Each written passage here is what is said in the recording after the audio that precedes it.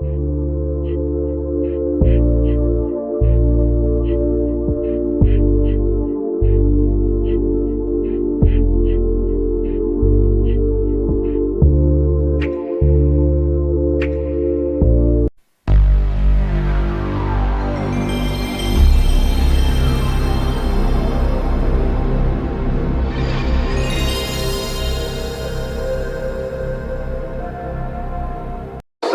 and shorts, and surf, and scuba, and sand, and sailing, and soccer. San Diego, California.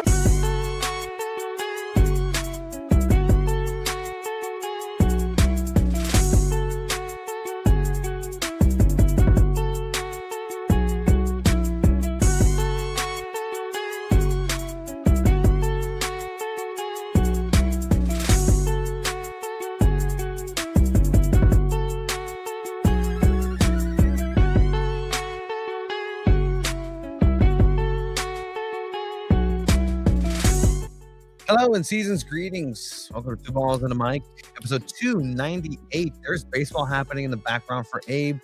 Baseball's dead to us. I mean, our former manager retires and we couldn't take it. Anyway, SanDiego.Futbol is here. SanDiego.Futbol has been rejuvenated with San Diego Wave's victory over Utah Royals 3-2, keeping their playoff hopes very much alive. And with a couple of games left, we'll see what that means for the team from San Diego that played over this weekend.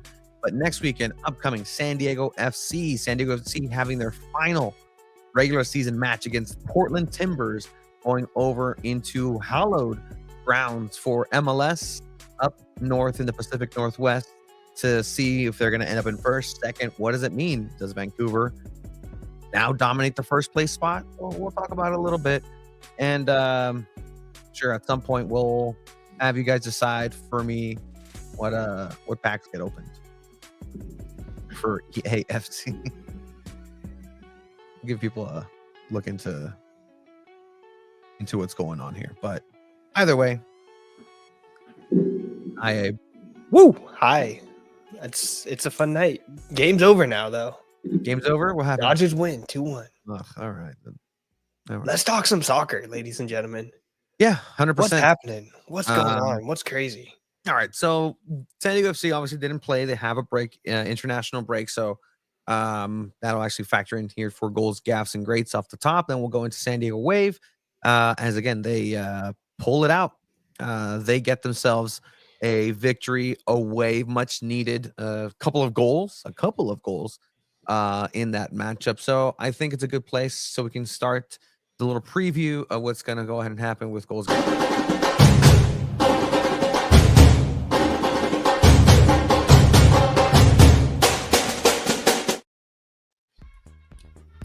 right. No goals, gaffes, and greats. Best goals, mistake of some sort, a gaff, and or a great. So we're actually going to go ahead and start with a gaff. And I know, Abe, you are going to have some impassioned feelings about this gaff coming up.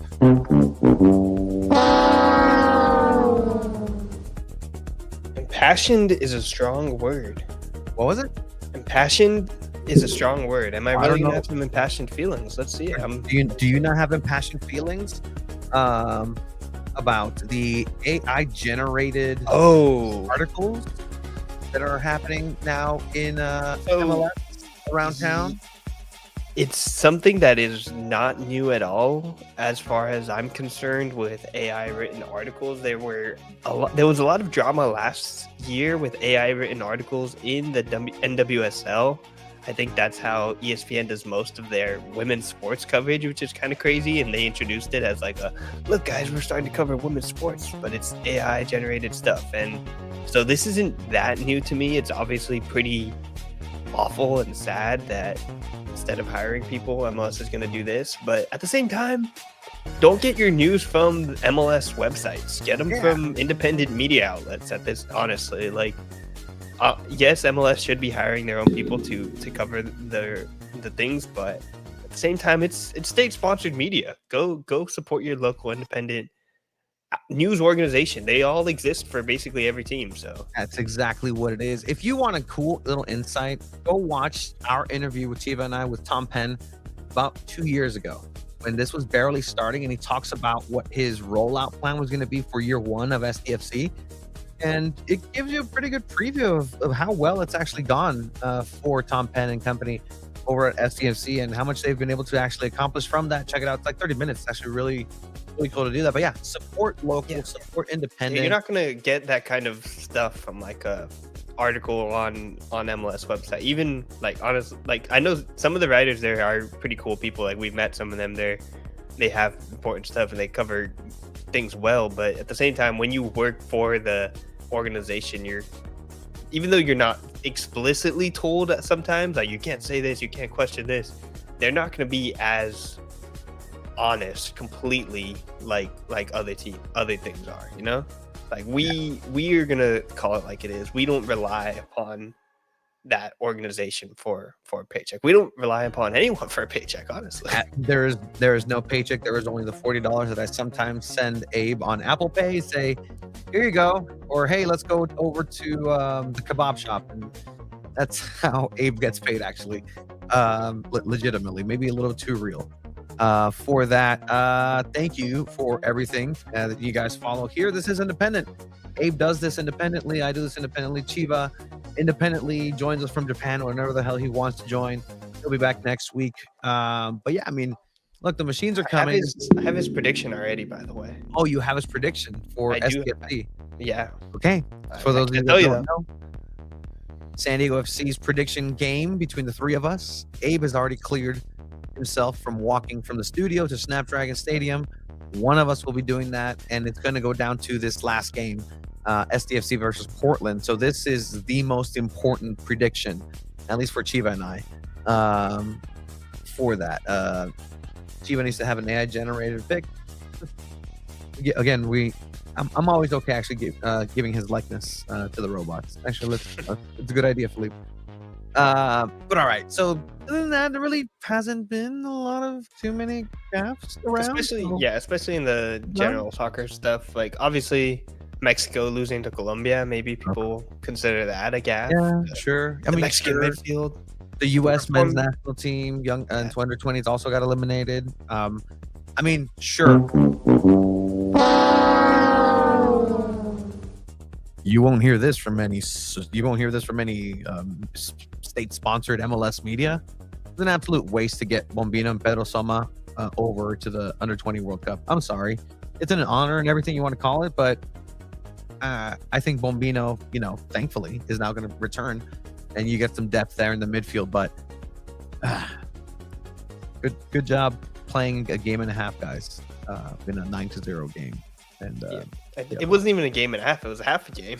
Half a game.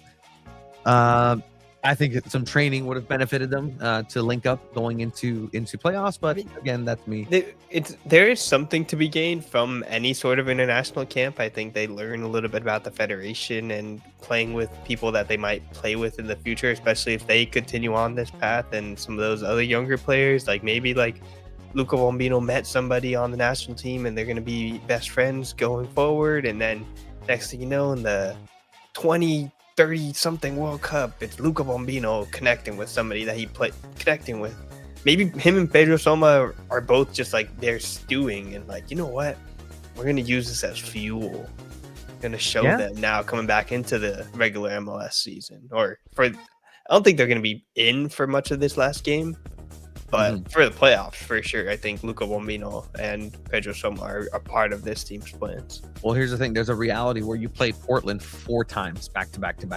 Boy, oh boy, oh boy. And, historically, I don't think SanDiego FC has done the best against teams that have scouted them and have a chance to see them a couple times in the season, twice in the season.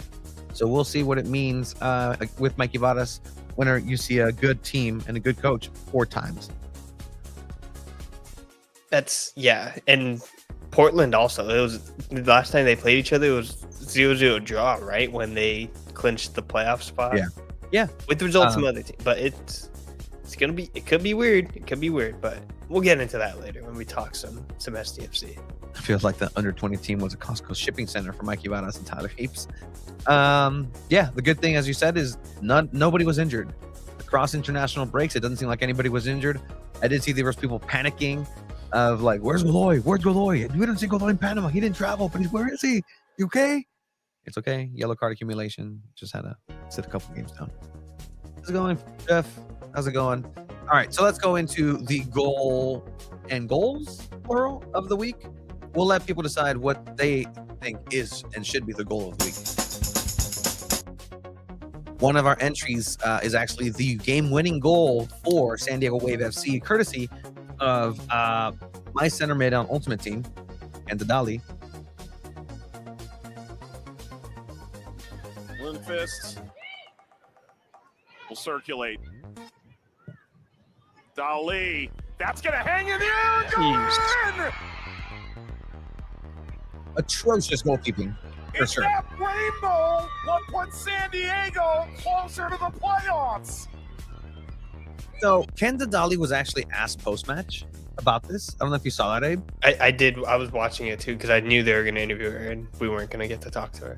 Yeah, kind of a bummer there. But they asked her, hey, was that a shot or a cross? And fantastic answer by Ken Dali. She's like, oh no, I actually spoke to my French teammates about this because in this league, it seems like there's a lot of goals that go in this same fashion. So I'm going to shoot this game. And that's legitimately what she did. She was like, you know what? I saw this against us last week. We'll see if I can make it happen. Shoots, crossbody, like that's intentional. At least that's what Ken's saying after the fact of this goal. So this goal keeps San Diego Waves hopes alive in a at least stronger for playoffs moving into the last couple of games. Absolutely, yeah, terrible goalkeeping for sure. But to have the guts to be able to do that and to say that she was going to do this intentionally, there you go. It's to make intentionally shooting like that is just absolutely insane behavior because it's such a difficult shot to make too. And then if it doesn't work out, if the goalkeeper does it perfect, like does what she's supposed to do, she just stands there and catches it. Which is kind of the crazy part, but just knowing how NWSL goalkeepers are and have been this season, they could just she can just do that. It's crazy. I feel like it's happened like twice to Kaylin Sheridan. Yes. With like weird goals like that. I remember that the time in the playoffs with the weird cross, which that one was a little bit harder. But then just literally last week that goal was pretty crazy. I mean, this could technically be a gaff too. Like I'll throw it in there. But like, what are you doing? Like you just kind of like celebrated, you know how in NFL they like dunk the football through the goalpost? Like you just kind of dunked Kansas through the goal. He's like, wow, that's a great shot. Good job. High five. Kira Caruso like celebrating like she tapped it in or something. Yeah, like she had something to do with it. Either way, it was a game-winning goal, but not the only San Diego related individual to score a goal over this weekend, because one paletero man was handing out ice cream with viral sensation. What's the way? Juicy? I have no idea. Juixxe. The kids in the chat will tell me. Okay. Honors Dreyer. Agree. And then and then later in that same match, it's Denmark versus Belarus. You know, the European powerhouse of Belarus. Trying to find his other goal for Honors Dreyer. Is it this one? By the way, that was a good little volley. Oh yeah, definitely a good volley. And then it's so interesting to see like he's not even a starter with the Danish national team. And best of 100%. So I'll leave it to people. What do you guys think? Dreyer, Kenza, neither. San Diego, yes, Brad. San Diego did win a game, surprisingly. Honestly, surprising everybody except for Abe. You're the one that decided it was going to be a win. Never forgive U.S. Soccer for stealing Bombino during a critical stretch of the season. Well, maybe they kept him healthy and away from danger. You know, crazy things happening in San Diego. Dudinha. The Dudinha goal was good. I think Kenza's definitely was the best of that match. I mean, you could give it to the own goal could be a gaff too, but that was a tough it was a tough looking match. Anyways, that's going to be the goal of the week, and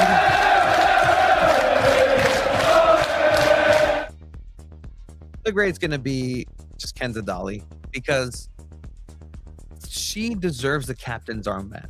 If you listen to what she said post-match for San Diego Wave, she said that in the locker room, it was her who was telling the team that they need to go ahead and stick to their principles. They need to go ahead, and she literally coached them into the second half. And Kenza Dolly is the mastermind of this team. And I'm not only saying that because, like I said, she's my link for Ultimate Team. An absolute beast in the midfield that gets immediately subbed out for Ultimate Chemistry. Honestly, that feels like the most insider trader shit I've ever done, is know about Kenza Dolly so well and how she plays. I know how to use the character of Kenza Dolly in EAFC very well. I don't know if that makes sense. Like, nobody knows what to expect when they see Kenza Dolly out there. And I'm like, oh, no, let me show you what she's capable of. She took the place off of actually this Lindsay Heaps. Oh, yeah, Lindsay Heaps is my bench. Just wild things.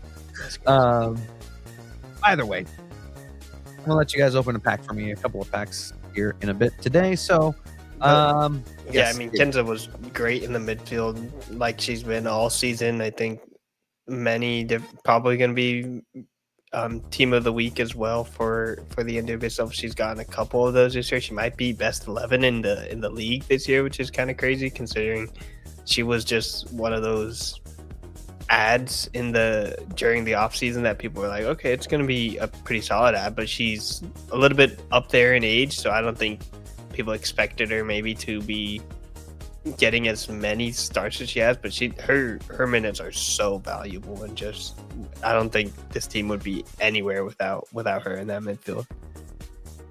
Yeah, have to agree. She deserves the armband in my opinion. But all right, let's get into it. There is a team that played. San Diego Wave played over this last weekend. We're going to preview San Diego FC, and then talk about a couple things that are coming up for us here at Two Balls and a Mic, SanDiego.Futbol. The last game of the regular season 2 is coming up at home for San Diego Wave this weekend. Get your hockey October 18th. Hockey jersey. Let's see if this time Fan Appreciation Night happens. It happened. It just happened at Front Wave Arena, not Snapdragon Stadium. So we'll see if they make it to that finish line this year. So with that, we're going to go ahead and jump in to some San Diego Wave.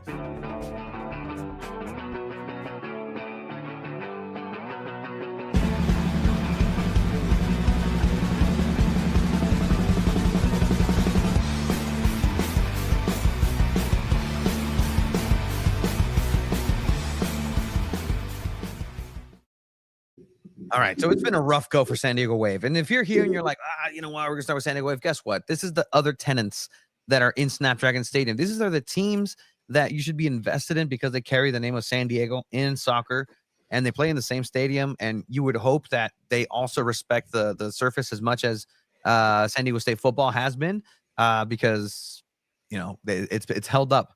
But hey, if two teams make it into the championship, into the playoffs, and get that sour taste of the Padres out of your mouth, let that be San Diego Wave and San Diego FC. So there is a team that did play. Seasons and greetings to everybody who's joining here as well. But like I said, San Diego Wave go away to Utah and face them. The team that they've faced the most in the season. I think there was like 400 plus minutes of play between Utah Royals and San Diego Wave combined this season, Abe? Yeah, it's because there was the 2 friendlies, and then now this, so it's like what, one, so 4 times 9. That's 360 minutes, right? Yeah. There was 360 Total. minutes. I think even going into last preseason, right? Oh, are we counting last preseason too? I guess preseason. I think they mentioned on broadcast like it was over 400 and something minutes. Either way, it's a crazy amount. Like, these two teams know each other, so it's a preview of what San Diego FC and Portland Timbers are going to face. Is a team that know each other very intimately. Utah also playing for playoffs in their playoff lives here. Yeah, needed a win. They absolutely Correct. needed a win to even stay alive, and they were undefeated through their last 8 matches. So just complete opposite spot that the Wave were in, where just Wave were winless through the last 7, Utah unbeaten through the last 7. I think just looked so cold and windy out there. The game got delayed too, 50 minutes, right? Yeah. Yeah, there was hail out there. I believe it was like below 40 degrees. Ugh. It was rough. And the pitch was,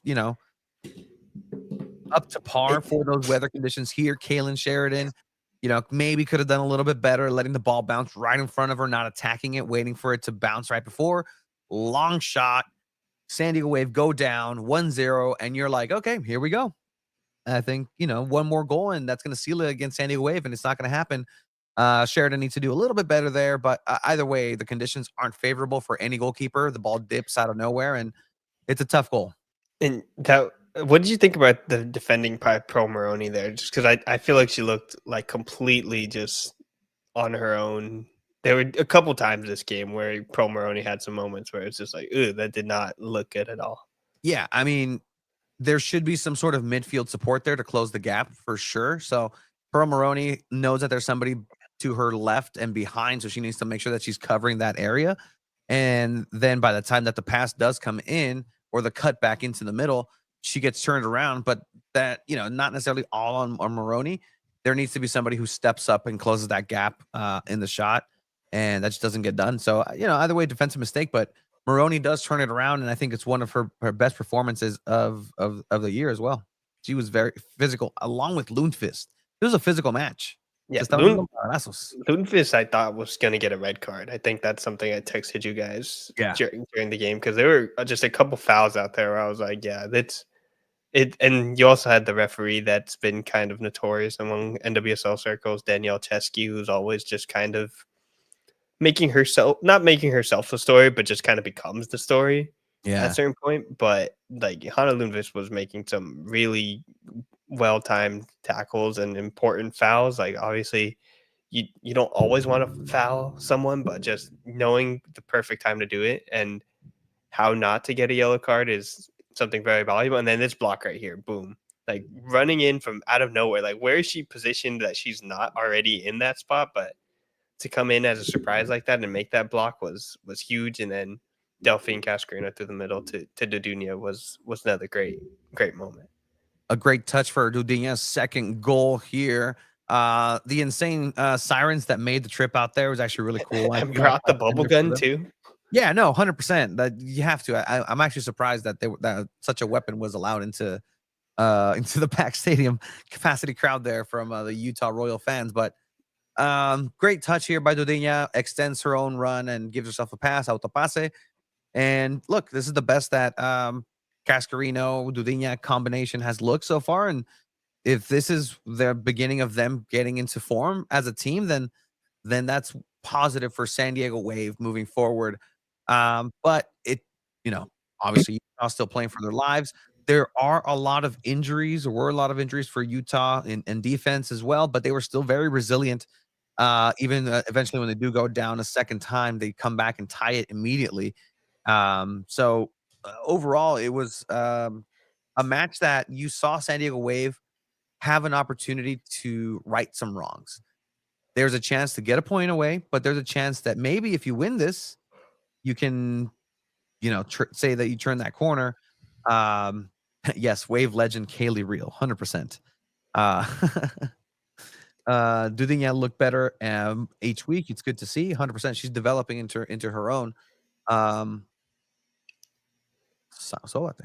Yeah, I think the Dudinya and Delphine are going to be important pieces in the future of this Wave squad. I don't know about this year, but yeah, this team, I think the Wave definitely were playing for a win more than playing for a draw. Obviously, it comes with the goal, but like this goal here, I don't want to say it's lucky, but it was just a little bit of a mistake to even get them the corner kick, and then like Krista McNabb coming in near post, and then just ball going over her head. I think they were kind of due for something like this, the first own goal of the season for the Wave, and Like, yeah, things like this happen, especially on set pieces. But at first, I thought it was like a flick on by Kristen McNabb on like first viewing, but then it's like, oh, okay, that's just tough air by the. Yeah. I mean, you see, the, it's you know when a the goalkeeper makes like the face, like, ugh, you're just like, oh, that's you feel. yeah. Sorry.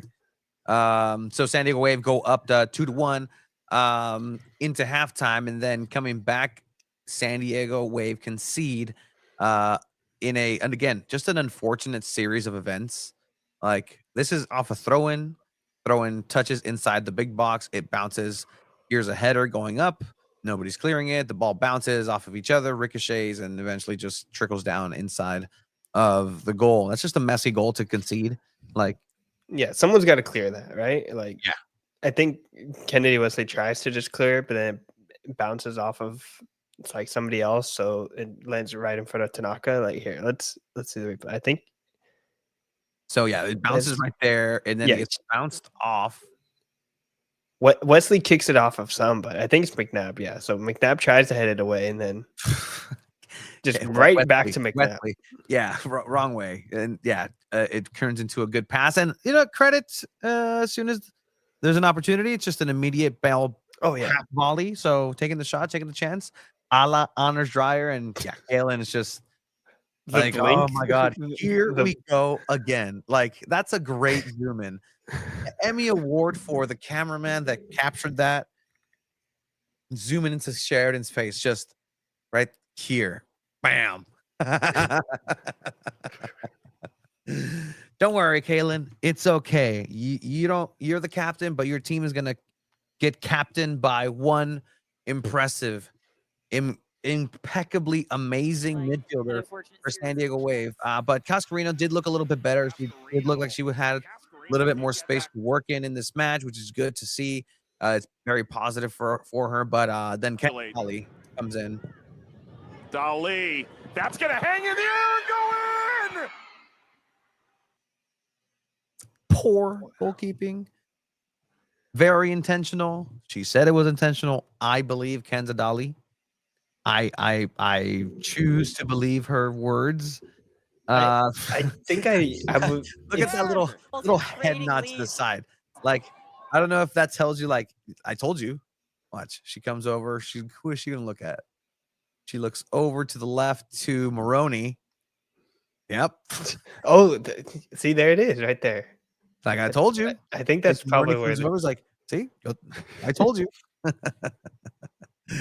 Yeah, so she probably did tell Pro Maroney before the match, like, I'm gonna go for this.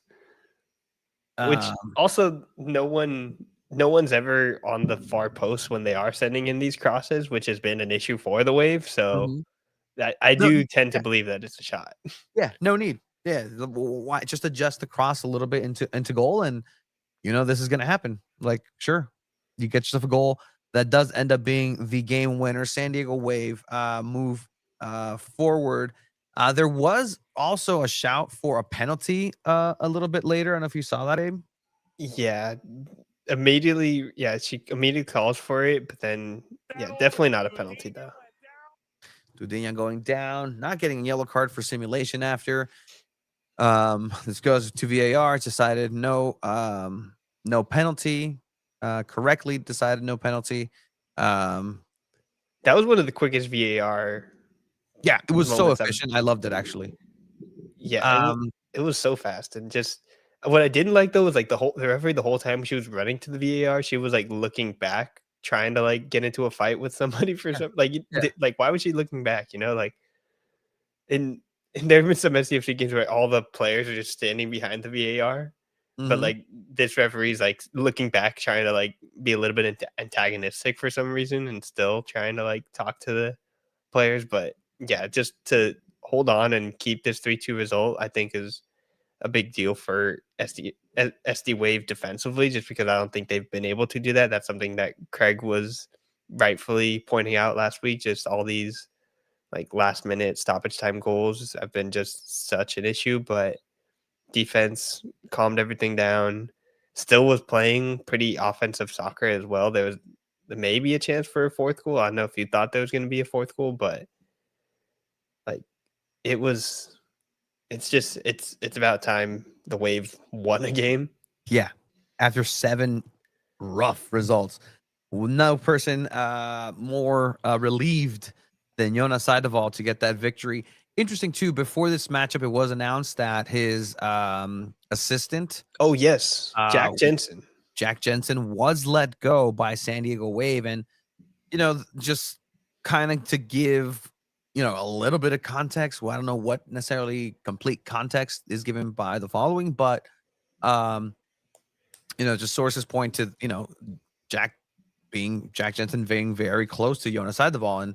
And so much so that, one of the biggest kind of connections that Jonas Eidevall has to coaching is Jack Jensen. So it's interesting to have seen him go. So I'm not sure if that's a Cammy decision, just Camille Ashton come you know what, either it's him or you next time, or somebody has to go, but something has to change, or I don't know what that was. But at the end of the day, it does lead into a San Diego Wave result. Yeah, it definitely looked like.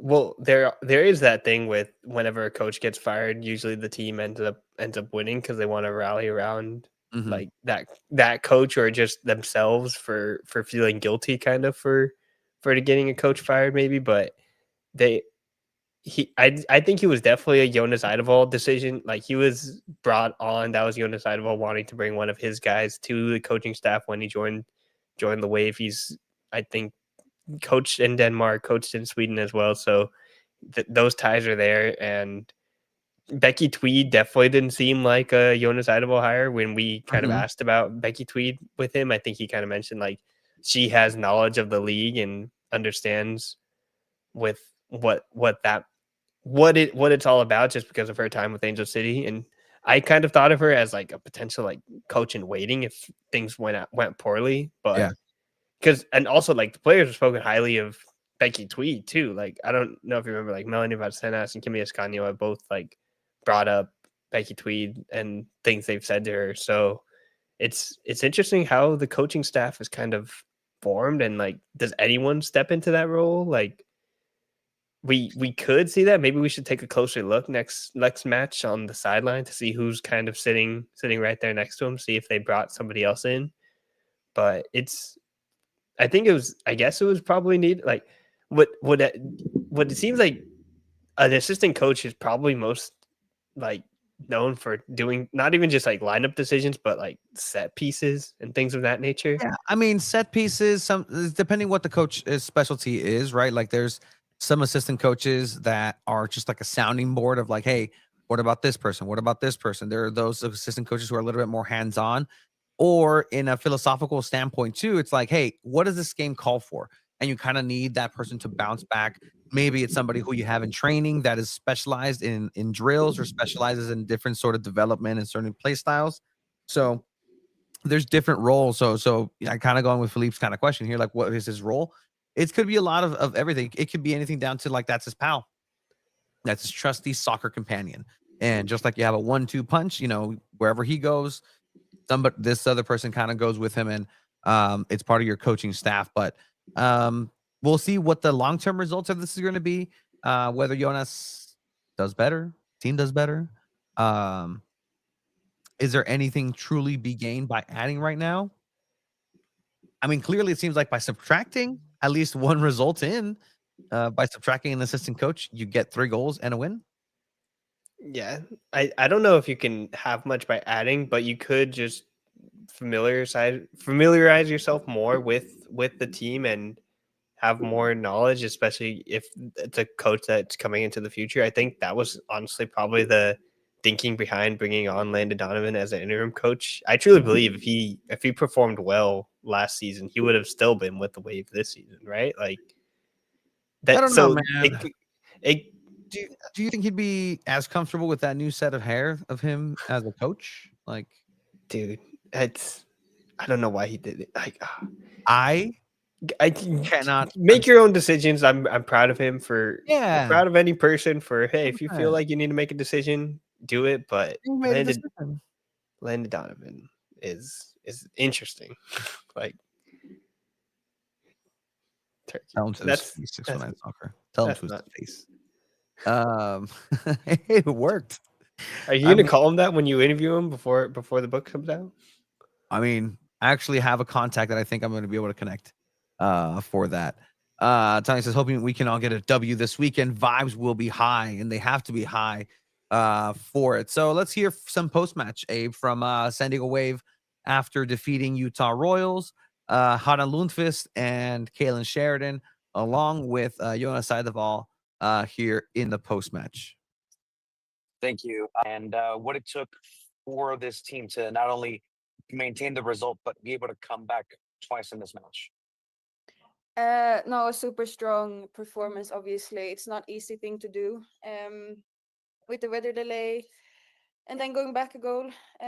So I'm really proud of the team for the mentality we had today and getting back from that. Sorry, I'm late, guys. You can answer that. Do you want Kaylin to answer that same one, Tony? Yeah, probably. Yeah, just wanted to just talk about the tough nature of the game today and the result, and being able to hold on to and not only hold on to a lead, but be able to come back after a match like this. Yeah, it was massive. I heard him touch on some of the things that were going against us at first, just going down a goal. The weather was wild, the delays, as just a bunch of negativity that you can't control. And I think I'm just really proud of how the team responded. We were all really intentional about our communication and how we were staying dialed in together. And I think that was massive in the last like 15 minutes. I think that's the real difference maker for us.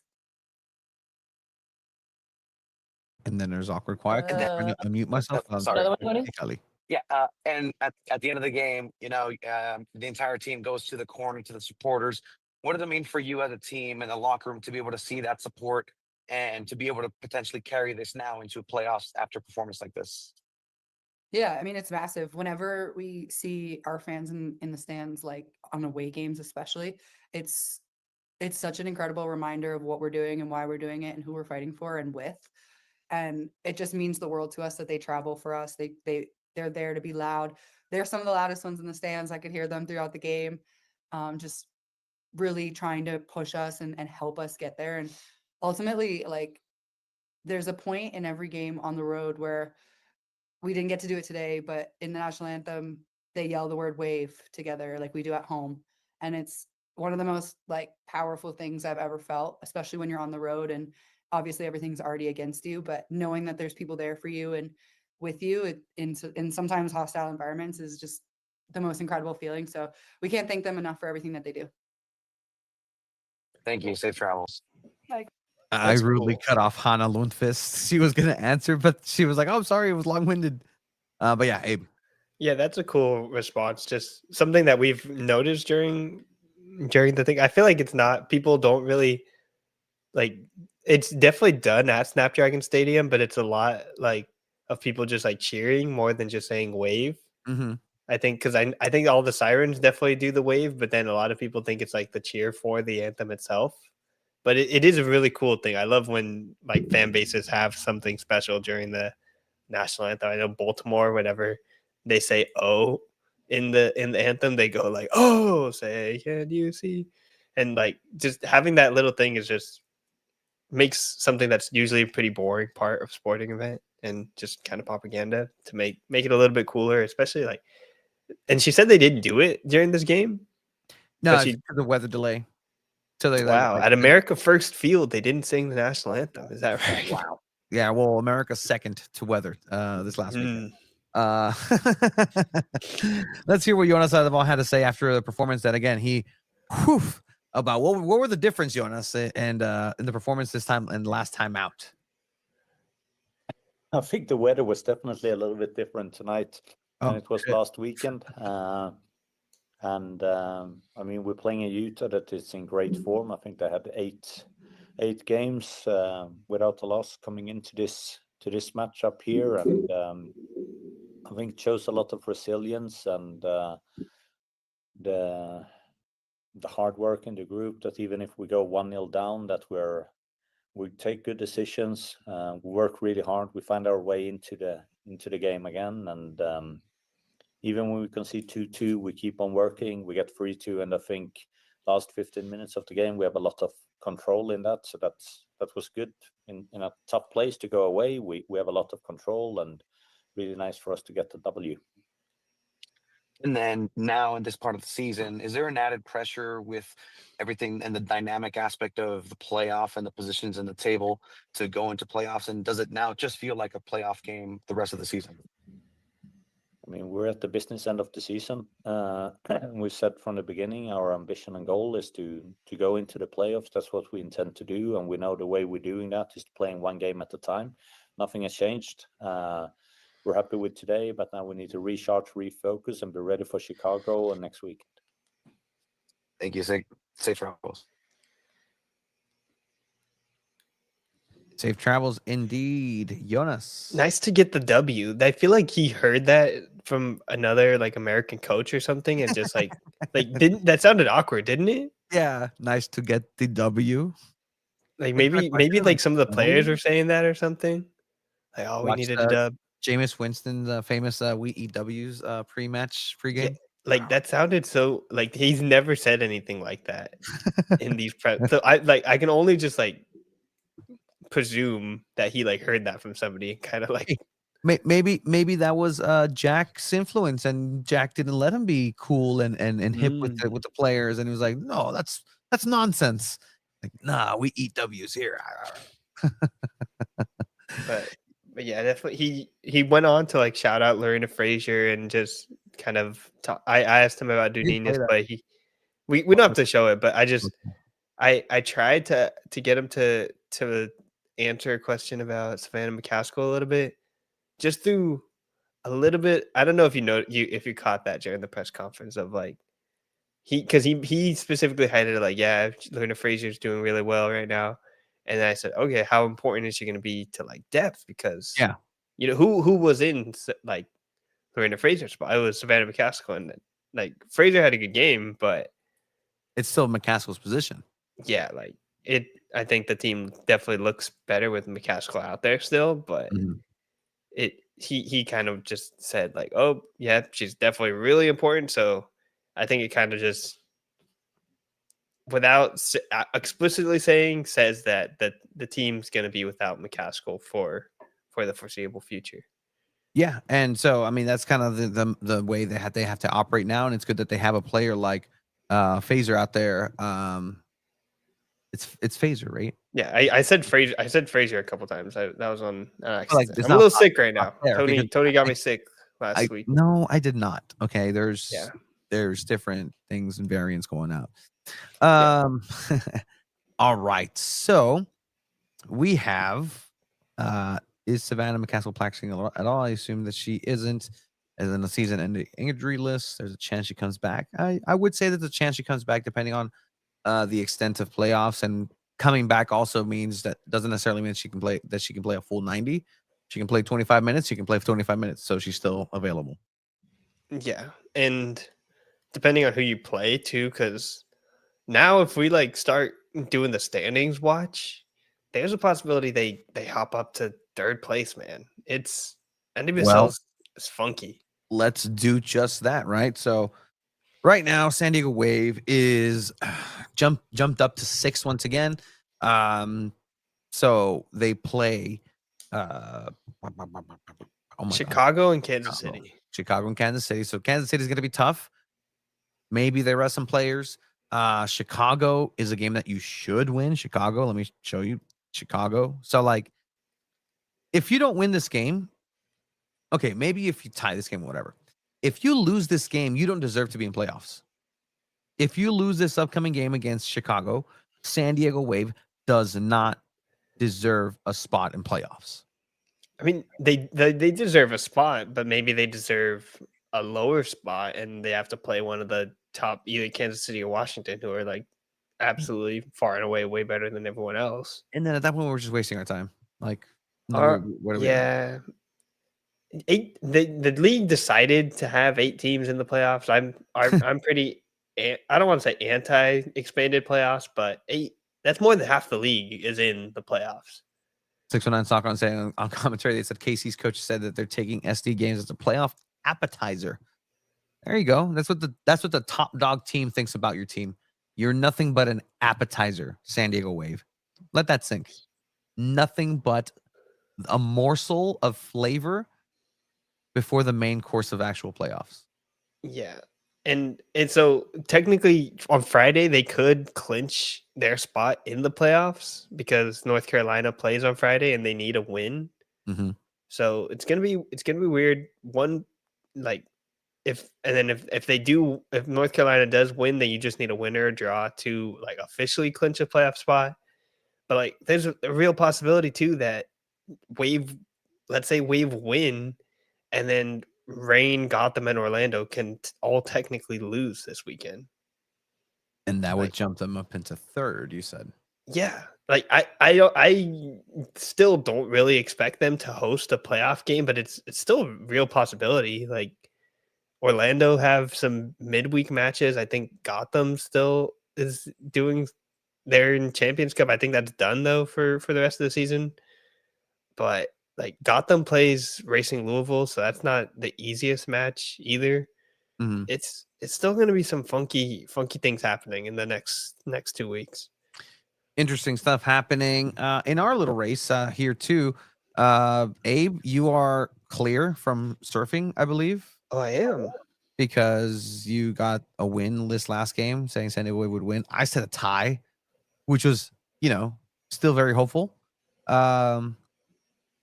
But yeah, so we'll have to decide. It's going to be a win against Chicago Red Stars, right? I'm predicting a win. Yeah, it's you really need to have something there.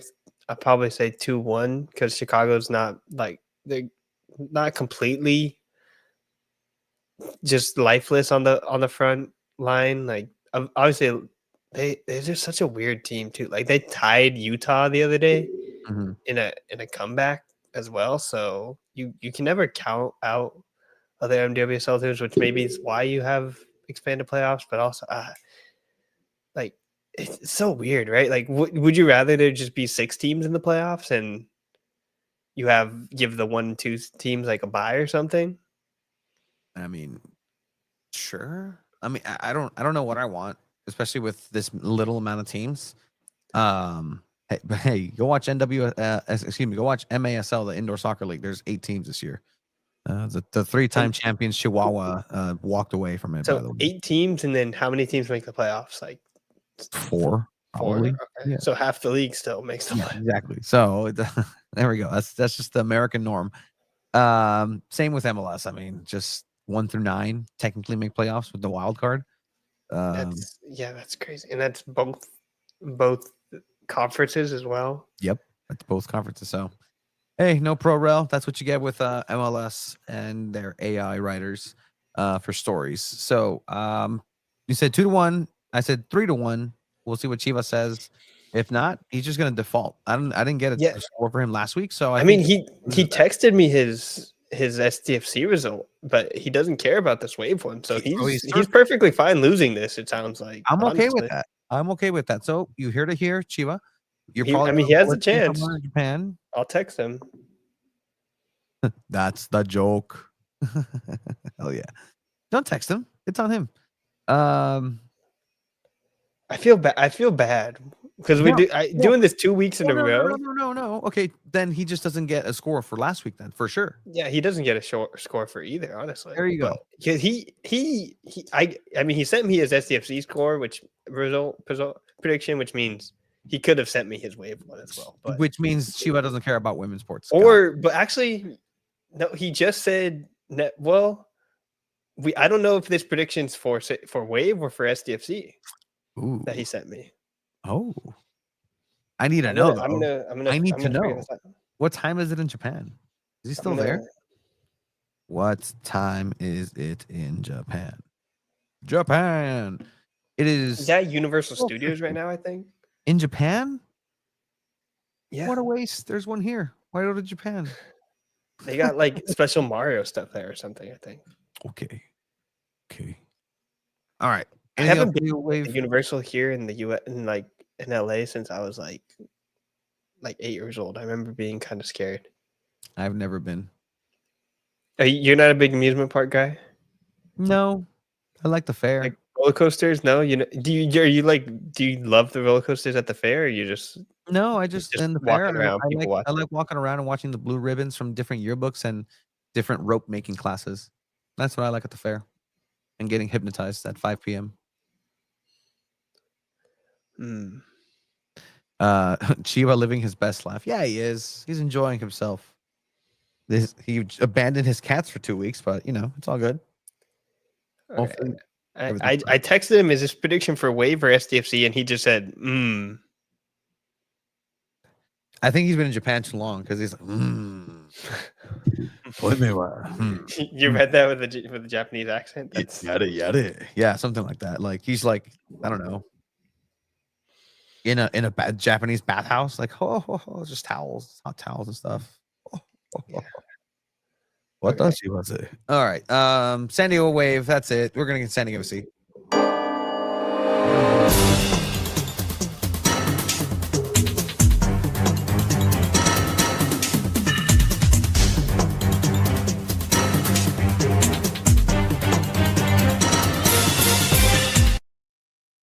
All right, before we do that, let's have you people help me out and buy a pack. Have you ever done this, Abe? The Ultimate Team? Not in a while. I think the last time I played was like 22 or. Well, let me just give people just a look at my club. Again, it's nothing special. The packs always like annoyed me too because it's like you couldn't. Some of them you terrible. can sell either, and like they're all kind of the same, and it was never like. Have you heard of Katoto? I can't say that I have. She plays in the WSL or in the French. In the French league. The French league. What about Swanson? Yeah, see, Mallory Swanson. Yeah, she's doing it right now. That's Trinity Rodman on the right side. All right. Yeah. Team of the week, Rose Lavelle. Team of the week, Rose Lavelle. Is there a team? There's got to be a couple team of the week. Kenza Dollies, right? There is not. There is not. I would love for there to be. Look, Kenza, she's my midfielder because she connects with the French people and the US people. She gives me that connection. Then yeah, that's essentially it. So all right, let's go get a pack. Abe, you're gonna decide for me really quick before we go into San Diego FC.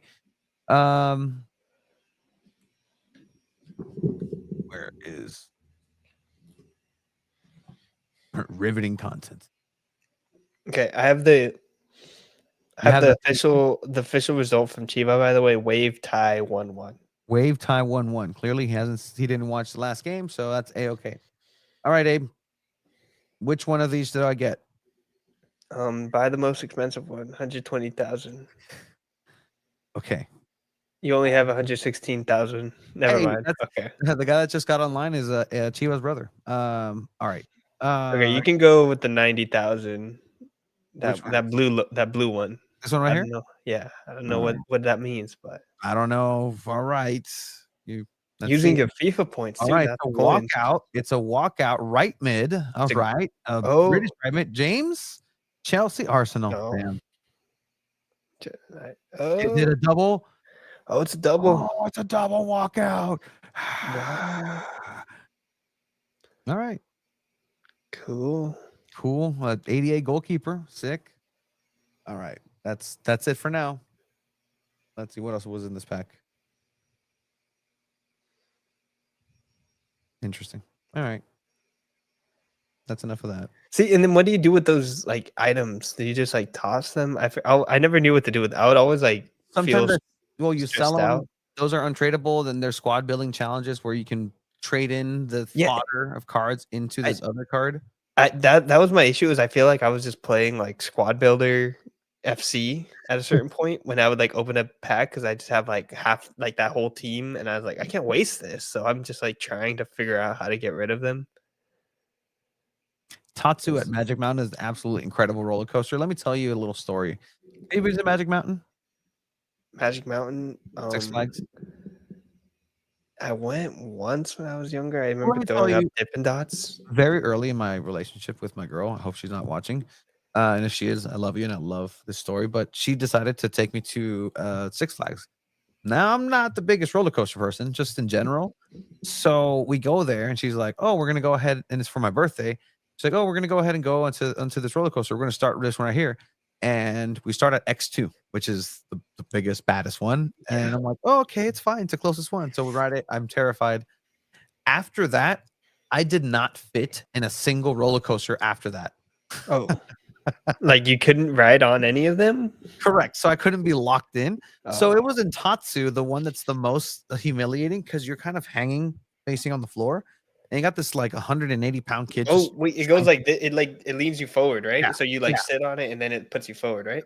And Okay, so I remember this one. Yeah, there was Yeah. like it was like orange purple and- or something. Yeah, sure. And try to lock me in. It just wasn't happening. And Yeah. Thanks, Brad. You like that memory? Thanks, Brad. No, it was fine. Yeah, there'll be more pack openings, Esteban, here in a bit. I'm gonna start selling some stuff. You guys planning to do some sort of FC 26 online? Here, add my thing. That's my PSN.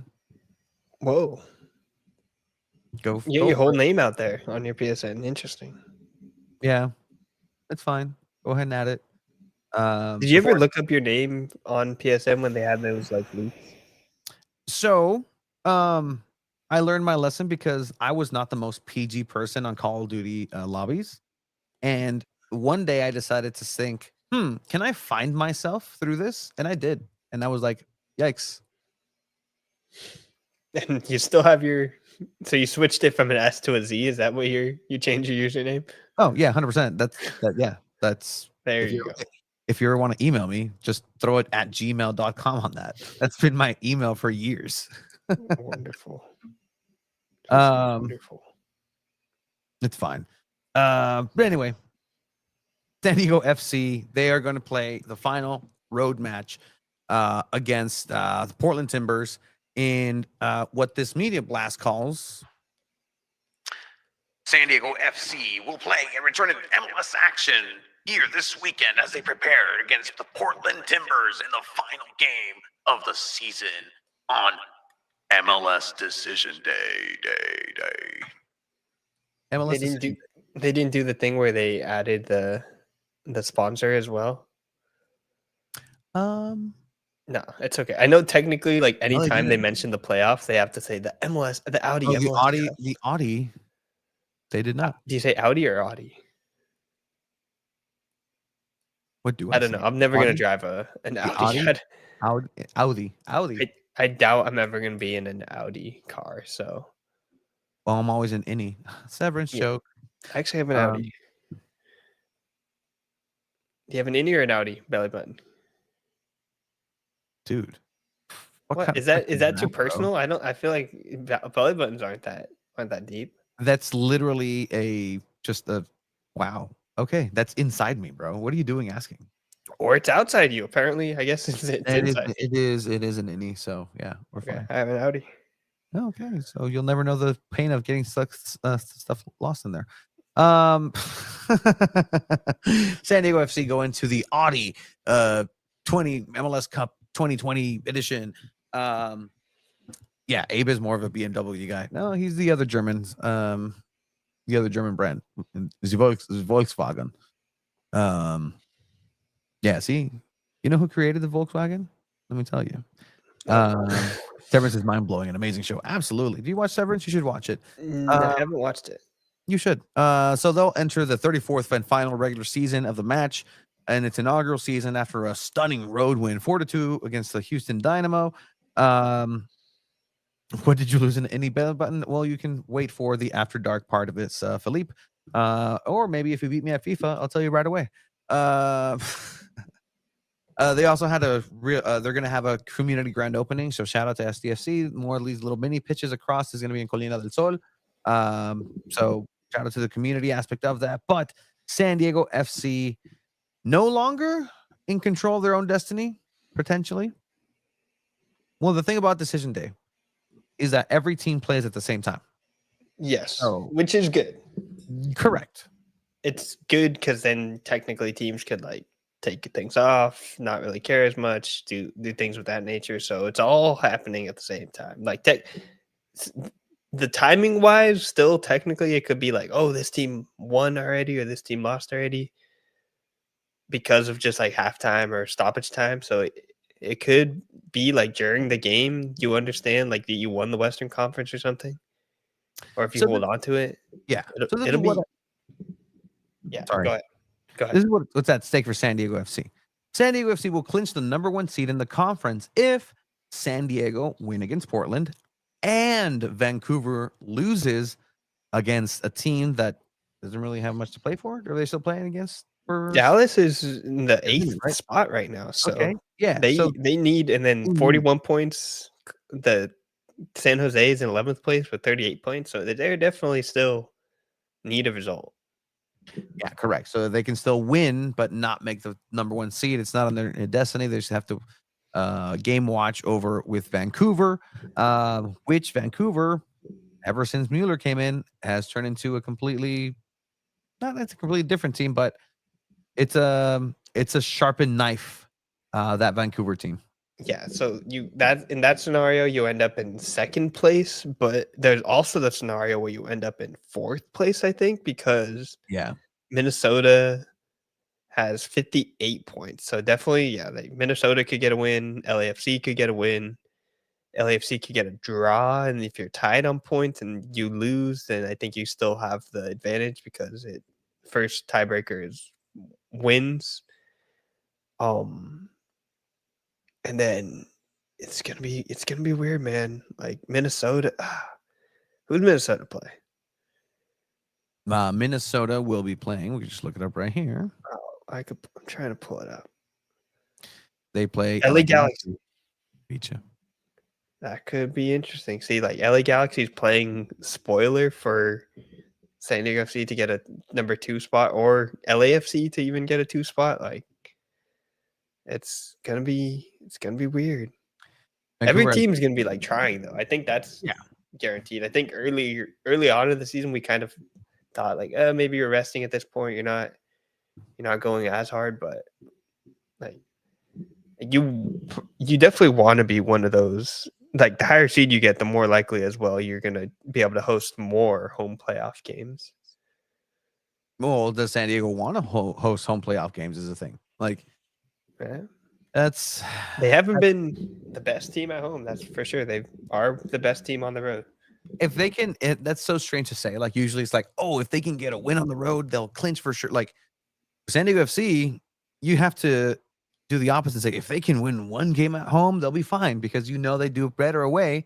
And whether away it's the 2nd game or the 1st game, whichever one you end up winning, like just make sure you win at home 1 game. You have to give your home fans 1 victory to move on to the next phase. You have to. You go ahead and get the result away. San Diego FC is capable of that, but you're 1 win away at home in front of your fans to have a chance to go and keep going into the playoffs and not be in the same place with the Padres where and just get booted out in the 1st round. From revenue perspective, they must want to. No, I mean, sure, why not? Like it's revenue perspective, not just on a short term, but even long term, right? Like this is how you build fans. You're still an inaugural team. You're still a team that's trying to ingrain yourself and win the hearts of a city that may initially look at the sport as a secondary sport and just kind of turn their nose up to it. And we've seen it. We've seen the people that were even now still talking about, well, the Chargers aren't here. Like, okay, well, you have San Diego FC, you have San Diego Wave, you have these teams. How much revenue is going to come in for the squad? At some point, there's revenue incoming from elsewhere for San Diego FC that makes any revenue almost irrelevant for what you earn in San Diego through MLS.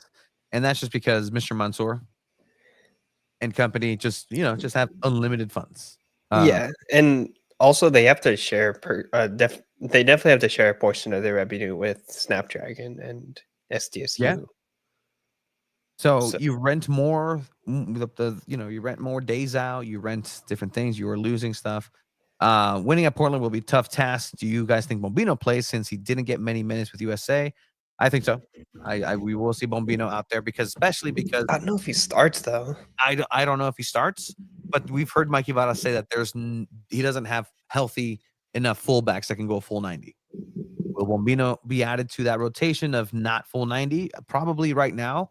And they'll just kind of make sure that they nurse him back into fitness so he can run an entire game. And then you free up some space, some substitutes over on the right-hand side for some defending at the end of the game that you may need.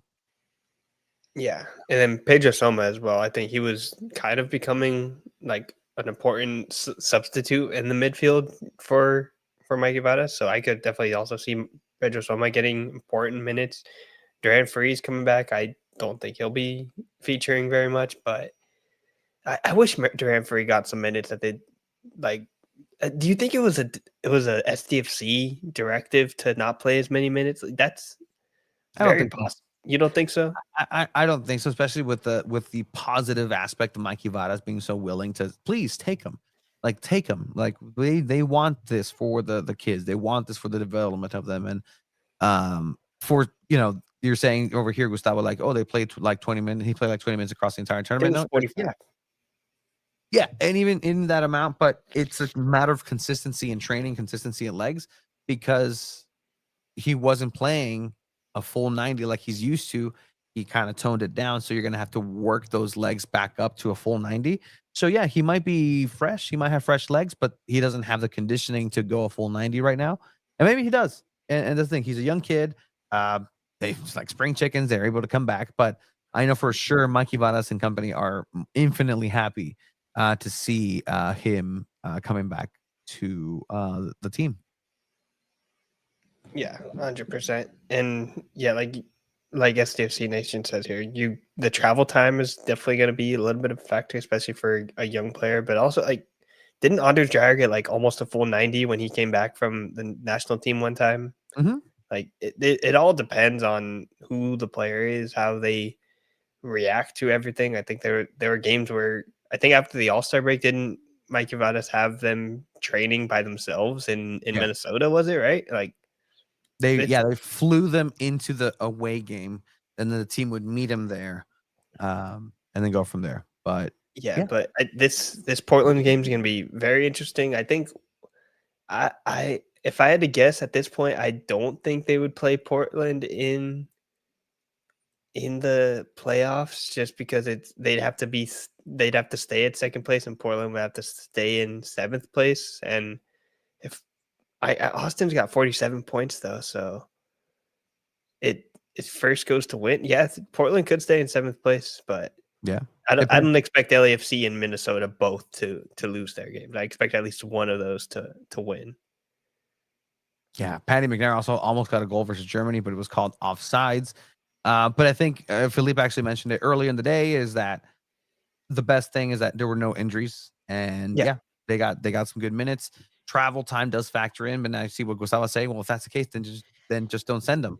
And I got some bad news for you, Gustavo. It's going to keep happening because that's what SanDiego FC is. SanDiego FC is going to send those young talents out to their national teams. They're going to send them and just say next man up and just try to plug and play whoever. And maybe they're not going to be as fortunate to be in the position that they are in playoffs in other seasons, but this is not going to stop anytime soon, whether it's with Mikey Vadas or not. Also, the goals that Morocco scored in the U.S. were really bad. Bombino would have helped that game. That game I saw, it was pretty rough. Portland can only move down to 8th. Austin has tiebreaker. That's 619 soccer. It's gonna be weird, man. It's gonna be interesting, but for sure there is a final matchup in the regular season of play in MLS in the inaugural season. Kind of crazy that it has now come and gone for SanDiego FC, but they were going to be playing away Providence Park, one of the premier stadiums and atmospheres in MLS. I mean, you've gone to a Timbers game. You went to school. I went to a Thorns game, actually. Thorns game. Oh, okay. When they played the Wave in the 2022 NWSL Playoffs. That was, I think Crystal Dunn scored a game winner from an unreal spot. I think Taylor Korniak at the time scored a header for the Wave in like the first 15 minutes, and it was just, that atmosphere is just completely unreal. And I'm looking forward to how it sounds for SanDiego FC as well. I've watched a couple of Portland Timbers games. I have a couple of friends that are Timbers fan, part of the Timbers army, just from my time up in Oregon. So it's going to be interesting to see how how much they show out, because they if they do end up playing 4 games consecutively in a row, this is the type of stuff that like creates rivalries for like organically, like obviously the San Diego LA, San Diego versus San Jose, all the California ones, those are just like regional stuff. But games like this, if you're gonna be playing each other in the playoffs and the last game of the season, this is the type of stuff that could be remembered for years to come. And why not have one of the best, most historic teams in MLS be part of that, rivalry, and have a premier team be a rival for you. SDFC Nation, our buddy, says that I'm looking forward to seeing how Pellegrino does, and if he puts together 2 consecutive performances. That's going to be very interesting to look at. And if he does, then that's great. But remember, he was good because he came on for Chucky. And so does that mean Chucky isn't firing on all cylinders? What does that mean moving forward? We heard Mikey Vada say that was a tactical decision to get Chucky out of the game at halftime, not a minutes, not a legs rest, not a load management. No. It was a tactical decision to put Pellegrino and take Chucky Lozano out of that match. So Esteban says a tie 2-2. Okay. This is the most important pick'em of the year, because it comes down to this: San Diego FC predictions. Abe, just like San Diego Wave, you are absolved. You're out. You're fine. You did. I'm great. the champion. You are the champion. All right. Cool. Champ is here. I have a 1-point lead on Chiva. Whoever loses has to walk about 7 hours from the studio to Snapdragon Stadium on the first game of next year. Chiva has already texted you. Just for the fun of it, Abe, what's your prediction? My prediction is San Diego FC tie. So just like 1-1. 1-1. Just 1-1 tie. Pretty boring. I agree with Esteban. Tough game. SDFC is still weird on the striker position. I think Pellegrino obviously had a great game, but that was coming on in the second half. Also, no Chucky Lozano, and 619 Soccer also makes a good point. Like Mexico plays tomorrow, so there's a chance that he starts. I don't think he hasn't been starting, right? Like I don't think he started that first game with the Selección. Yeah. So I doubt Lozano starts, and it'll be. So let's say he plays 45. You're not going to expect a full game out of Chucky, but maybe that helps because Pellegrino was good. I don't know, man. So maybe I do know. I know ball. I have way more wins than you guys. Abe knows ball. STFC Nation. I agree. Paul Naku says 32 San Diego FC. San Diego FC win 2-1. STFC Nation 2-1. Also by Felipe Recto. 3-1 by San Diego FC by Jeff. You know the prediction for Chiva. I haven't predicted it yet. So I will. Oh my God. This is tough, man. It's just tough because literally anything can happen. San Diego FC. Do they have what it takes to beat Portland? Oh boy. Where's Portland at? What do they need? They're 7th place right now. They have 44 points. They're 3 points ahead of Dallas. But there's no way that if they lose, they're out, right? There's no risk. No, they could if they clinched a playoff spot. So okay, so they're fine. But they don't want to play that extra game, or I wouldn't want to play that extra game. They don't, because it's tight. They are road warriors. Okay, relax. 4-0. SDFC, tranquilos. 1-1 says playback.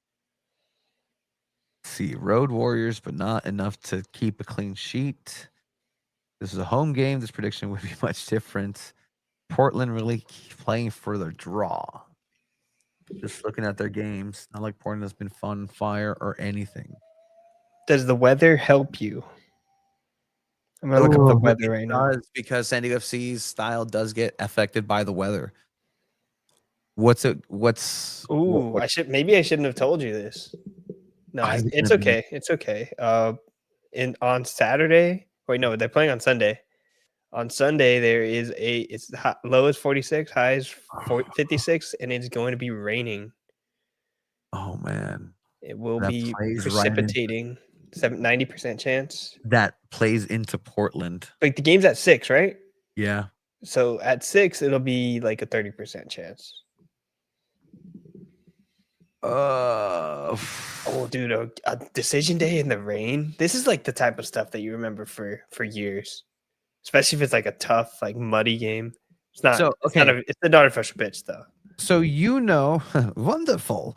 So what Chivas says. Yeah, I'm not going to tell you at all. I'm So not going to give you any hints. No, but after I say it, right? After I say Yeah. it, you're going to describe it. So, mathematically speaking, if I choose the same answer that Chiva does, but different. Oh, if you guys choose the same exact answer, then Yeah. it's a tie, right? I mean, then no matter what, then it's a tie. It's on Saturday, right? It's on not Sunday. It's on Sunday, yeah. Sunday, yeah. Yeah, I said Saturday. I meant Sunday. Yeah, 90% chance of rain on Sunday, but 30% at 6 o'clock, according to Apple Weather or whatever. Do they play? It's decision days on Sunday, right? Am I tripping? I think you might be tripping. Yeah, it's on Saturday. My bad. Saturday, yeah, Saturday, October 18th. Okay, Saturday, October 18th, guys. Saturday. Yeah, sorry, I'm misinformation. Is it turf at Providence Park? Yes. So then that does make the ball slicker and it doesn't muddy it. Saturday's decision day, yes. And the chance of rain only gets higher as the night goes on Saturday. I say SanDiego.FC is going to be in a competitive match against Portland Timbers on a cold, rainy day in Portland. SanDiego.FC will win 3-2. I locked it. SanDiego.FC will win 3-2. Yeah. You and Chiva do not have the same result. Okay. So that's not a good thing for you, because if it was the exact same result, then there's no chance he could have beaten you. Okay. But he has a different answer. He believes that SanDiego.FC will also win. Okay. 2-1. 2-1. So technically speaking, best case scenario for Chiva 2-1 is that you guys both tie and we go to penalty kicks, a penalty shootout for the final. Wow, 5 goals. Who gets the goals for SanDiego.FC? Honors Dreyer, Pellegrino, and Svarskov. Yeah, 3-2 is crazy out of you, if I'm being completely honest. It is. It's wild. 2-1 is a popular opinion. Yeah, well, guess what? I wasn't a popular kid. That's why I have my own show now. There's been a lot of funky games in Portland, though, over the years. There has. Like a lot of high-scoring, weird stuff. Oh, dude, this is it. This is gonna be intense. 3-2, like 2-1 versus 3-2. And I hope, honestly, I hope Chivas right, just so you guys can do a penalty shootout. Okay, I'm down for that. And then you could maybe you probably have the advantage in that, but I do 100% every single time. Yeah, no question. If I try, yeah, there's no question. All right. Anything else for SanDiego.FC? There's going to be this game Saturday, decision day. We'll be back with Chromaniacs as well to preview a little bit more here on Thursday.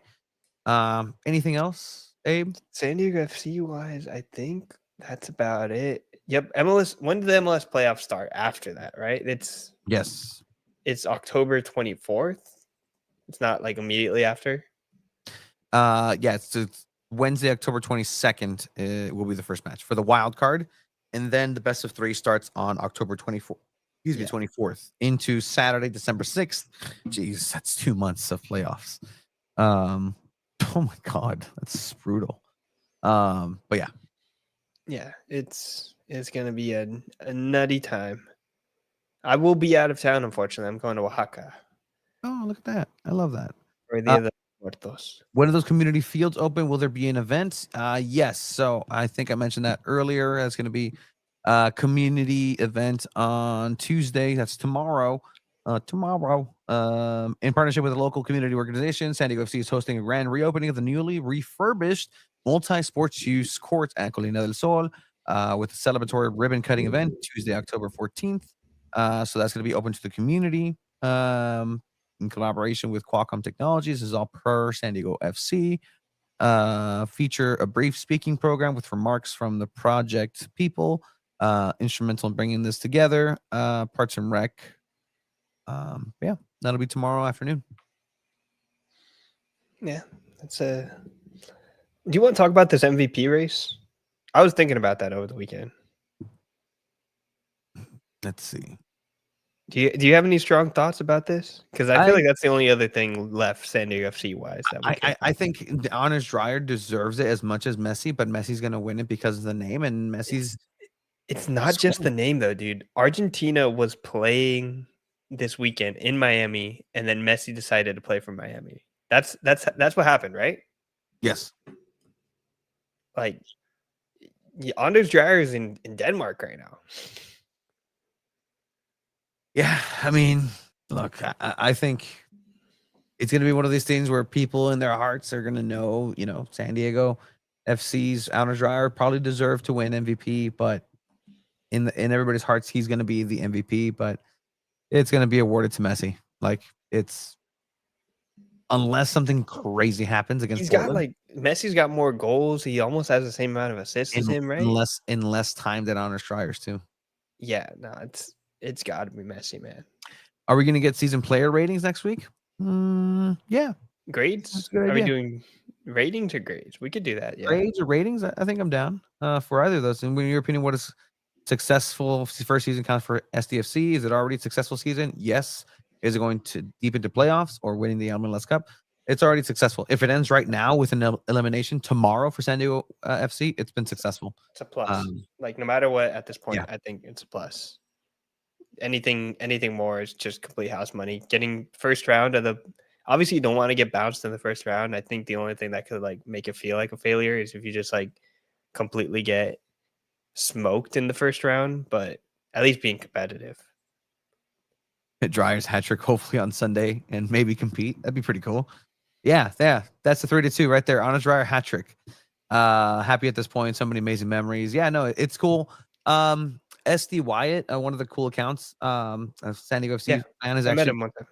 Yeah, he's actually doing a rewind of the season of hey, these are the best moments from the season, first inaugural season in SDFC. So, what do you think the most memorable moment this season? Look, for me personally, Chucky Lozano going down and getting that against LA Galaxy and getting that defensive slide tackle and then bringing it back up, incredible. Like, that moment encapsulated a lot of what was promised for San Diego against LA, a day game, all the bright lights. It was a great moment where everything kind of was perfect for San Diego FC at that time. So that in general, that game here at home at Snapdragon Stadium was good.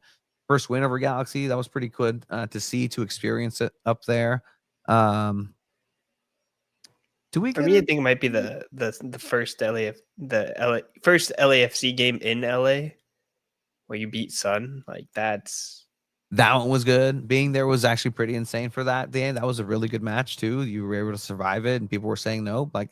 You had every excuse to lose that game against Sunny, and to be able to, come back and not allow them to score, even though you had some very good luck on your side, is very fortunate. San Diego hosting LA Galaxy was an iconic game. Yes, for many reasons. Some unfortunate. Yeah, lessons were learned that game for many reasons. Lessons have been learned this season. Lessons have been learned by Frontera San Diego. In general, it's been growing pains through a lot of different things, but it takes conditioning. It takes a lot of intense energy to bring it every single day. And congratulations to the supporter section, all the groups, all the 7 original and supporter groups, independent of what the club funnels money wise or just kind of funnels and makes it not as independent sometimes.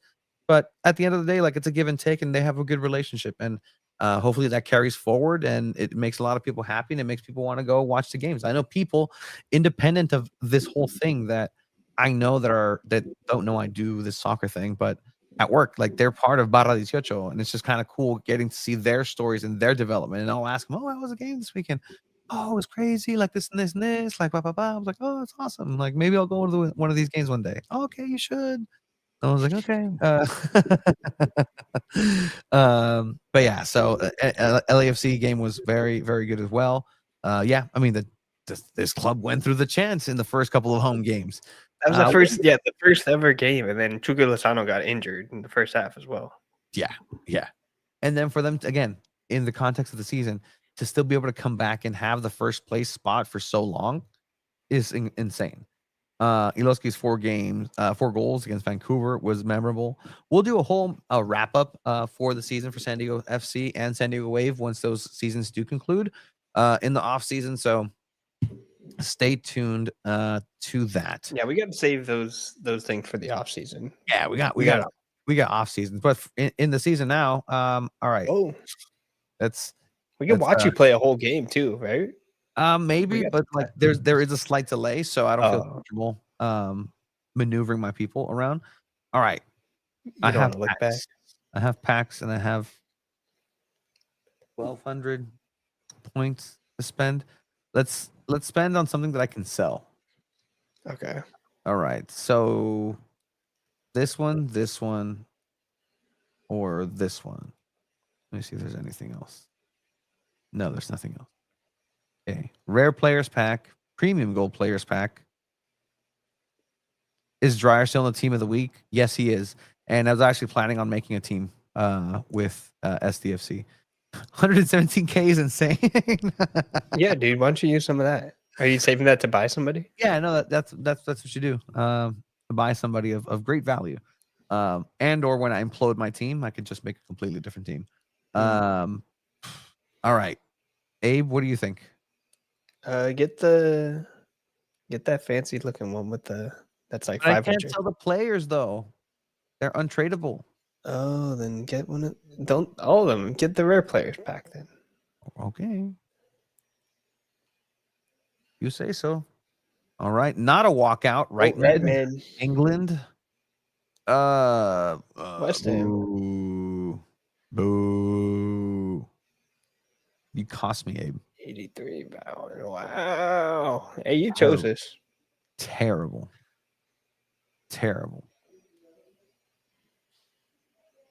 Just quick selling. How much do you get out of that? Yep.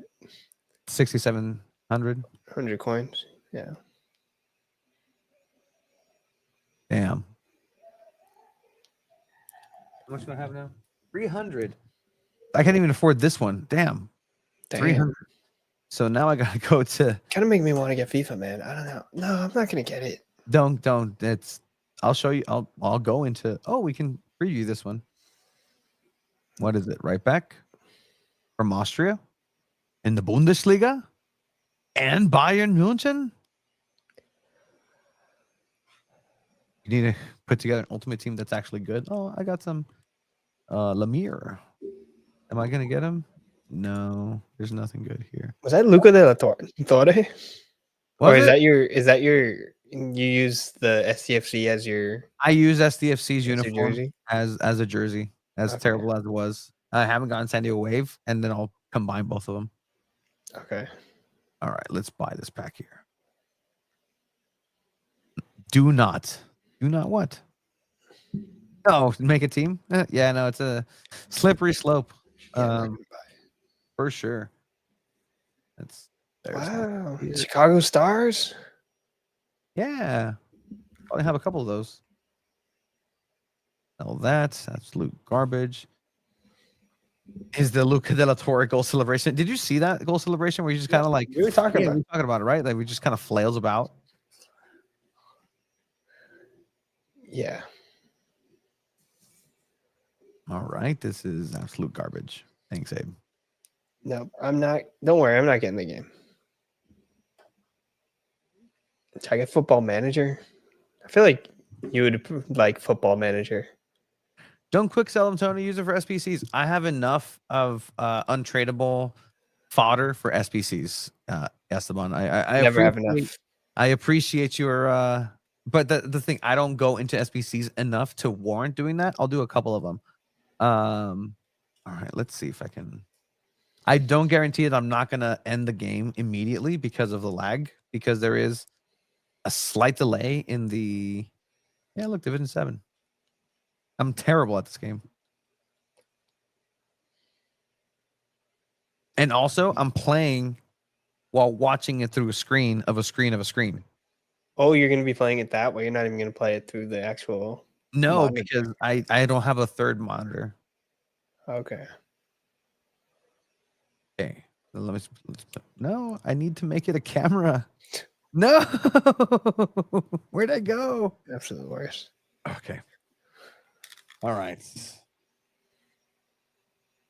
All right. So blah blah blah blah blah. NWO. 2 balls and a mic is my club name. What am I playing against? All right. Bonate. All right. All right. All right. Nico Williams. All right. And Claudia Pina, of course. That's a broken card right now. Okay. All right. Ooh, this is going to be tough. There is that delay.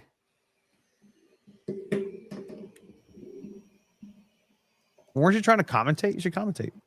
Oh, I was commentating on the baseball game. And here's the pass to Kenza Dali. Kenza Dali. Dali back to Weber. Uh, Oh, and she gets the ball taken away from him. Coming in. Here's the quick counterattack. And the defense is there to stop the play. there's an accent. Okay. That's how I watch EAFC. In like any other version of soccer, I've like también puedo ser el comentarista que estamos acá Kenza Dali. Y luego, I don't know the rest of your team. If I knew the rest of the team, I'd be able to. Kenza Dali tiene la pelota. Who's helping Dali? Somebody help her. Necesita ayuda, pobre Dali. Ay, no, déjala. Aquí viene. Rose Lavelle. That's Lavelle. Rose Lavelle. Oh, y se va. It's terrible. Tiro. Oh. You're in charge of comment. Tiro de esquina. Okay. Not everyone speaks Spanish in the chat, so I'll go back to English here. Whoa. That was English to begin with? As the defense comes in, here we go. Oh, and another great stop by the San Diego. 2 balls in the mic. Konate. NWL. Terrible, Dali. What are we doing? Get your head out of your ass, Kenza. Am I Argentino? No, I am Mexicano. But I was getting a little bit, trying to get a little Andres Cantor there with my voice. Dali. Aquí viene Kenza Dali. Uy, el pase. Uy, no está ahí. I wanted Kenza. You know that's not who I wanted you to pass it to, Kenza. My sick voice makes me sound like I'm Argentinian with the Spanish, doesn't it? A little. I'll let you believe whatever lie you want. Oh my god, this lag is killing me. There's like this slight lag where like I pass and it takes like 0.5 seconds longer than it needed to. You're still surviving though, but it's gonna be tough to score. Come on, Trinity Rodman, coming to the middle. Oh, but she doesn't make a cross for some reason. Terrible. Why? Because I'm playing with 5-6 strikers. Maybe that's why. You could have made a cross. To who? There was nobody there. Katoto's not that tall. There we go. I'm afraid it's Kenza Dali's time to hit the bench and put in my ringer. Do you put in Lindsay Heaps as your? Depending on. Dali's been the only good one right now. Oh, okay. Well, don't hurt Lavelle's feelings like that. And here's Rose Lavelle on the left wing, and she had a chance to run it down the pitch, but she passes it back for some reason. Oh, here it is. And the crowd. Oh, that was a good block. Gosh, darn it. Good block. That was just bad pass. What are you talking about? Oh, okay. That's very critical of you, Abe. Oh, no. And the shot. And it's you're an idiot, Williams. Es un estúpido. She goes short. What a dumb idea by the goalkeeper, if I'm being honest. But I always go short. Always. Always.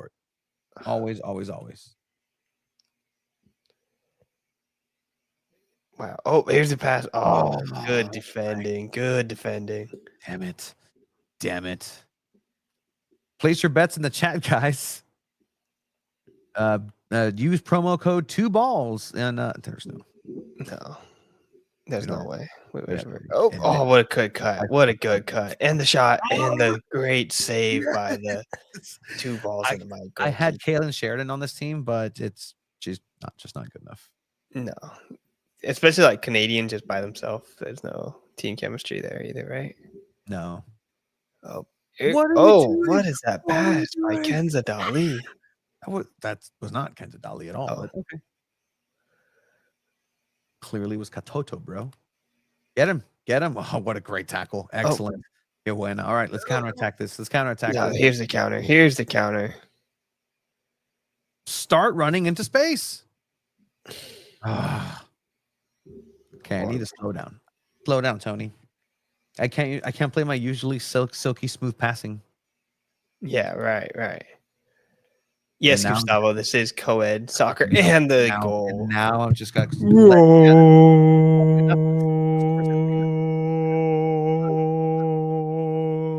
El otro equipo whose name I forgot. Come here, come on. I hear that in my head when I'm playing like by myself, and I don't score.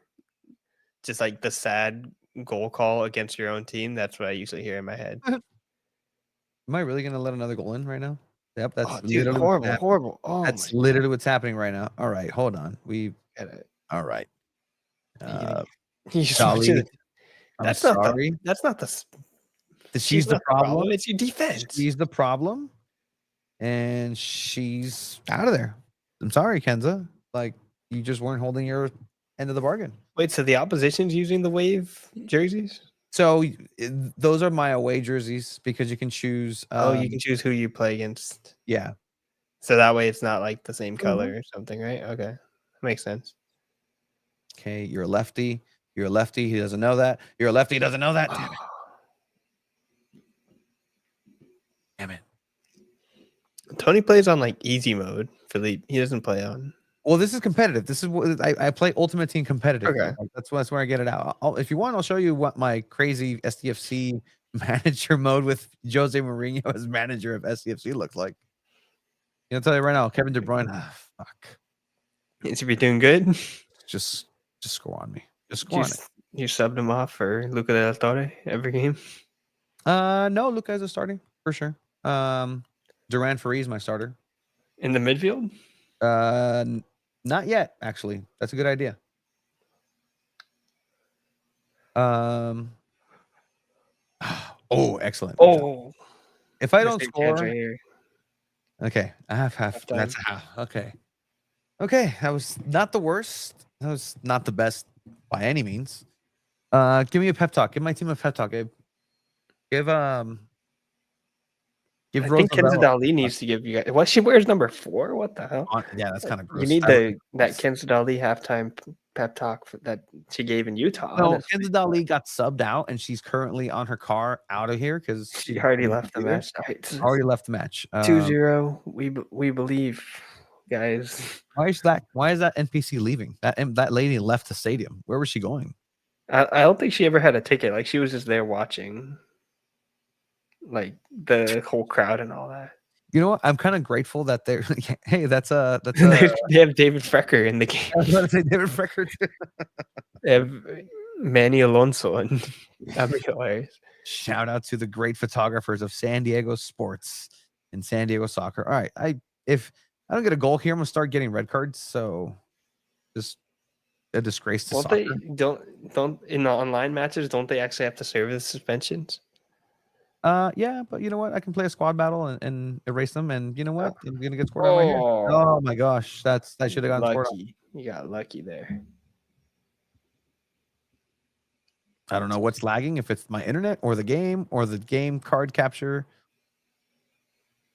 Oh, there you go. Go, Lavelle. Go. Oh, dude. Stupid player. You could have shot or you could have made a pass. You decided to cut right into the defender. To run into the player. Yeah, no, you're 100% right, Abe. Horrendous. Absolutely horrendous. I literally was about to get a red card right there and just caution to the wind and just not care. Oh. No, we're good. We're A-okay here. Here you go. Here you go. Ow. Fuck, you read that.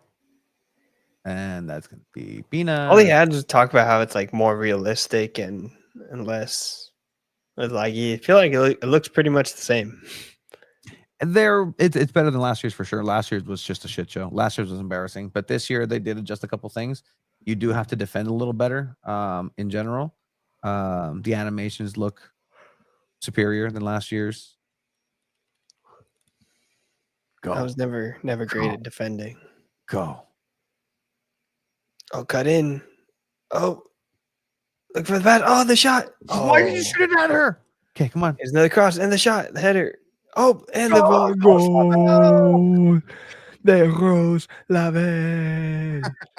Y se toca la guitarra. All right. We're in this, boys. We're in this, lads. Just come on. Just give me a tie. Just give me a tie. The 85th minute? What time is it? It's 60th minute. 60th minute. Okay. Of course she's gonna score. Yep. That's how that goes. Yep. That's how that goes.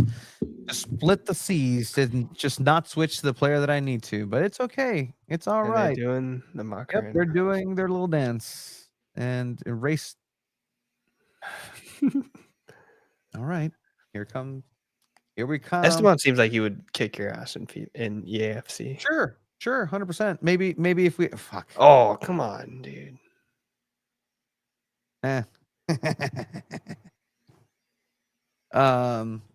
Sure, maybe on a level playing field when I have good connection and don't have lags. Yeah. Totes, bro. Oh, Rose. But you're playing with the controller, right? You're not playing with the keyboard? Yeah, controller. This is PS5.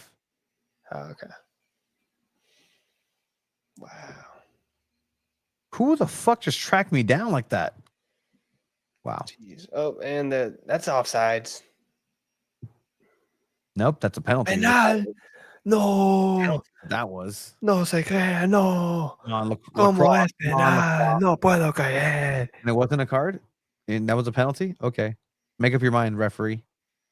And to the left. Oh, Andy. Misses. Guess is right, but misses. Yeah. Perfect penalty, though. Top bins. All right. Bang. If I get one more goal, I go red card mode. Oh, you know what red card mode it is?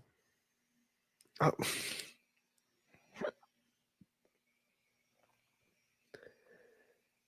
No, come on. Oh, hey, how about we tackle? How about that? Do you know what happens when you score on yourself, Abe? No. Oh, when? So that's one. Then this Does it end the game? It does end the game after 2 or 3. Was it 3? I like how it allows people to celebrate too, like they did something. All right. You have forfeited the match due to scoring too many own goals. That's crazy. All right. Well, thank you for joining me for that. Yeah. I'm kind of mad that went that direction. You scored a goal. Obviously, you're dealing with a lag. People saw that you have some skills in the game. They're even doing my red card tackles. Yeah, no, it was pretty fine. It was fun. No, I'll connect it do a little bit of a setup. It's going to be a regular segment on the podcast. I mean, today was a holiday. Today's a holiday. Well, Happy Indigenous Peoples Day. Happy Indigenous Peoples Day. Okay, I promised people I'd show them. So here. You're nuts host. Manager mode.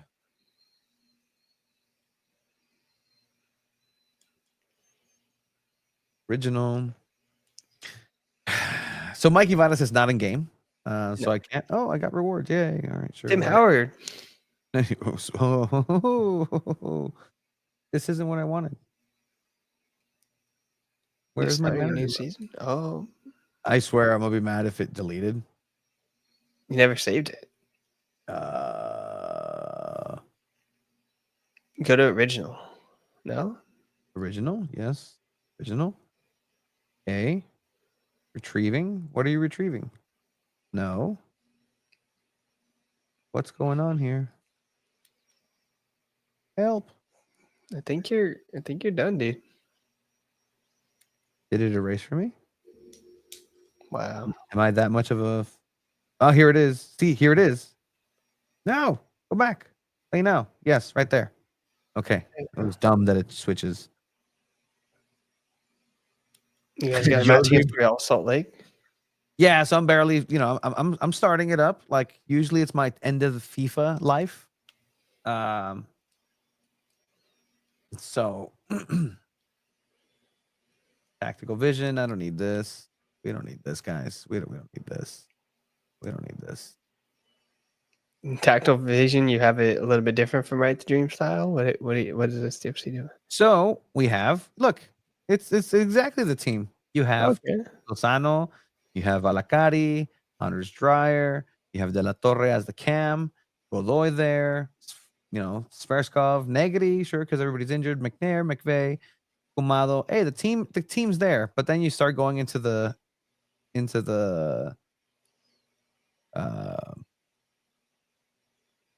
reserves and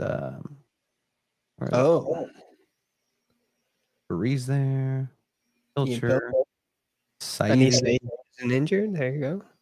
Manu Duah, who actually looks like Manu Duah in game. Oh yeah, I bought Kudos. Oh, the number one Right to Dream product. I'm like, yeah, fuck it, why not? And then Kevin De Bruyne is on the team too. There you go. But still in the reserves. Yeah, still in the reserves. He has to prove himself. Then I do this here. And then Anders Dreyer goes into the 9 spot. Yeah, hey, maybe I know something. Eddie's not in the 9 spot. And now he goes to reserves. He needs a break a little bit. Let me see if I can show me being rude to a couple players already. Yeah, sure, it's fine. Don't be rude. Don't be rude. Scouting report. I try to offer like a crazy amount for Mbappe, and he said no. I was like, okay. Like a crazy low amount or a crazy high amount? Crazy low amount. And then I bought his brother the other day, and then I didn't finish that transaction. Okay, inbox. What's going on in the inbox? Getting emails from your CEO from Mr. Mansour.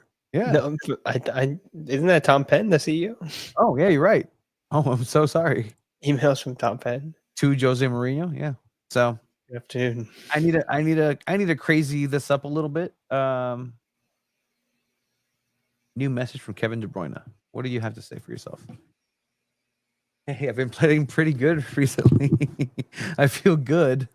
Let's reply rudely to you. You're not the guy in charge here. You're not the guy in charge here. Know your role and shut your mouth, Kevin De Bruyne. Jeez, dude. And my favorite part is I'm going to play with him, and he's going to score 5 goals in this upcoming game. And then after the match, I'm still going to shit talk him. He could have done better. All right. Okay. Sounds good. Thank you guys for watching. Thank you for being here. Play EAFC. That's kind of what that was here at the end. Yeah. See, Santos' avatar looks something like him. Yeah, we should do a FIFA tournament maybe. Season's greetings. Thank you for joining us. We'll be back a little later.